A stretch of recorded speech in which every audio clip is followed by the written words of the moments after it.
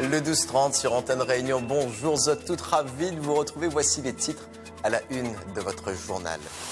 Et puis parlons de vous sur Antenne Réunion. Parlons de David Gabriel, le magicien réunionnais pratique la magie depuis l'enfance. Pour lui, la magie, c'est partager des émotions.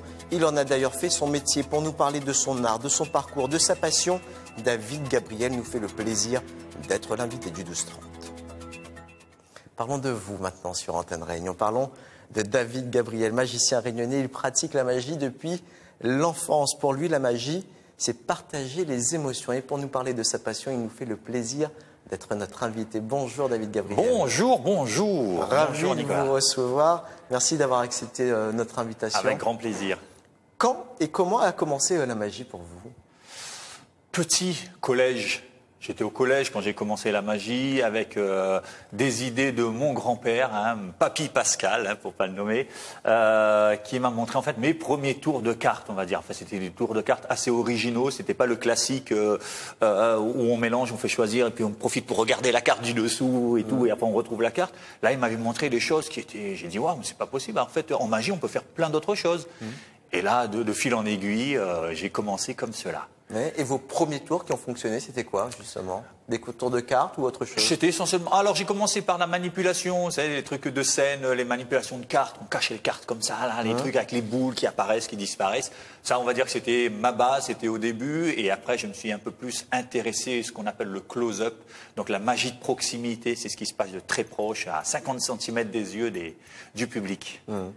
On connaît tous la formule. La formule, c'est abracadabra. Hop, j'ai disparu. Ça veut dire quoi, abracadabra? D'où vient ce mot? Vous connaissez un peu la signification? C'est une question piège.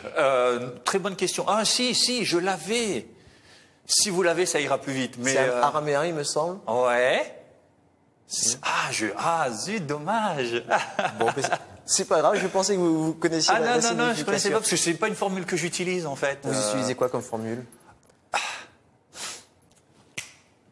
Le claquement de doigts. Voilà. Ça peut marcher.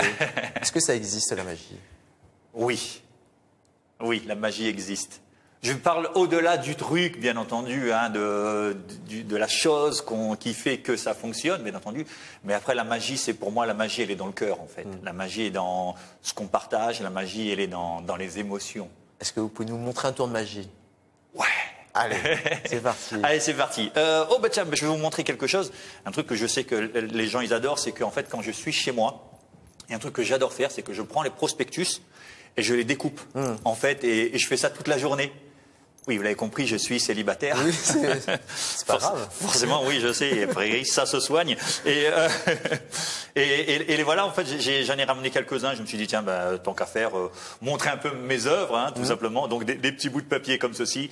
Vous montrer un peu plus haut, voilà. Ouais, comme ça. Voilà. Comme ça, c'est bon. Ouais. Ok. Très belle passion.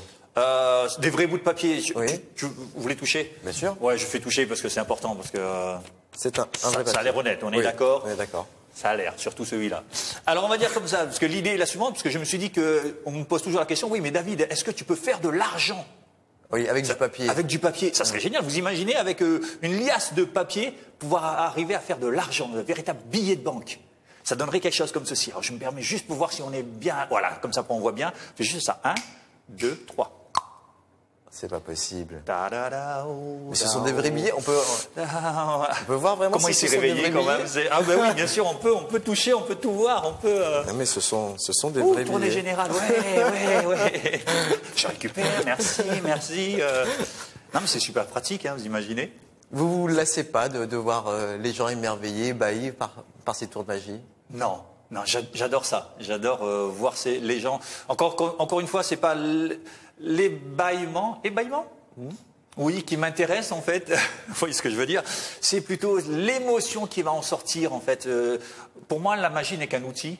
pour véhiculer des émotions. Encore une fois, je suis là pour que ces gens-là sortent de leur quotidien, de leur train quotidien, qu'ils oublient un petit peu que les problèmes qu'ils ont eus dans la journée et qu'ils voyagent en fait tout simplement. David Gabriel, il faut combien de temps pour être un bon magicien?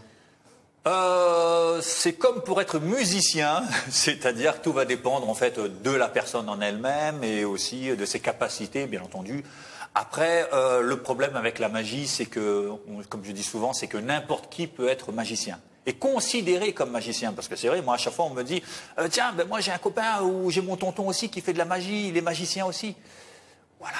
Ou alors la magie, on le voit partout. La magie, c'est à la télé, la magie, c'est dans les publicités, la magie, c'est partout. Donc la magie, pour moi, n'a plus vraiment de sens sorti de la bouche d'un spectateur, en fait, on va dire. Alors vous ne faites pas que de la magie, vous faites aussi de l'hypnose. Exactement. Ça, les vrais, ça? Les vrais même. On aurait dû faire quelque chose.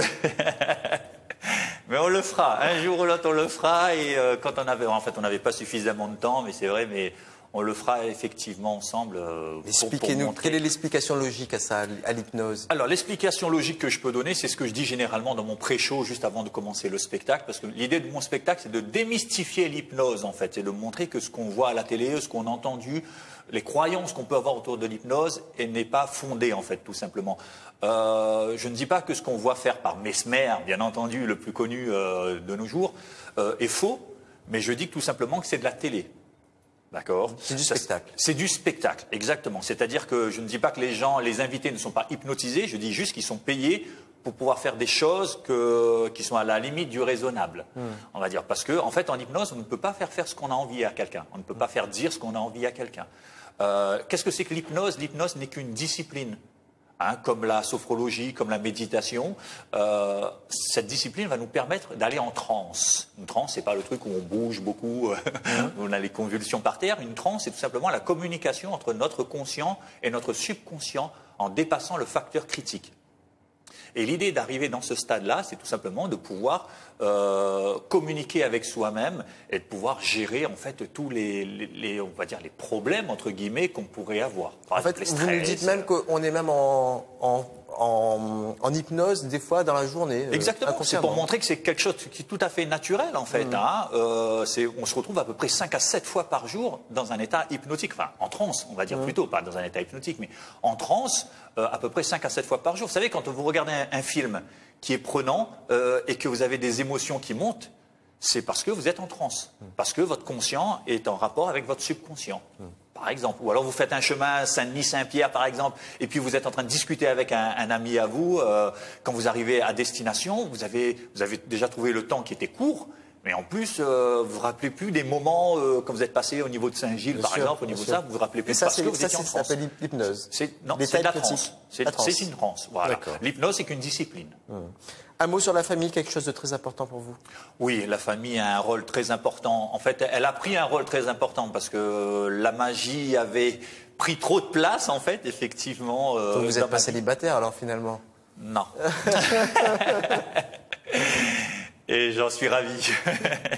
Donc la famille est importante. Oui, la famille a pris un rôle très important, surtout depuis l'arrivée de mon grand garçon, hein, qui a 10 ans maintenant, et l'arrivée du futur garçon, voilà, dans 4 mois très précisément, au mois d'octobre normalement il arrive.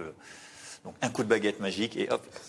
On ne sait pas s'il va sortir du chapeau. Merci beaucoup, David Gabriel, d'avoir accepté notre invitation. Notre magicien, merci. Merci. Sur votre ordinateur et votre smartphone, l'info, partout, tout le temps, c'est sur l'info.re.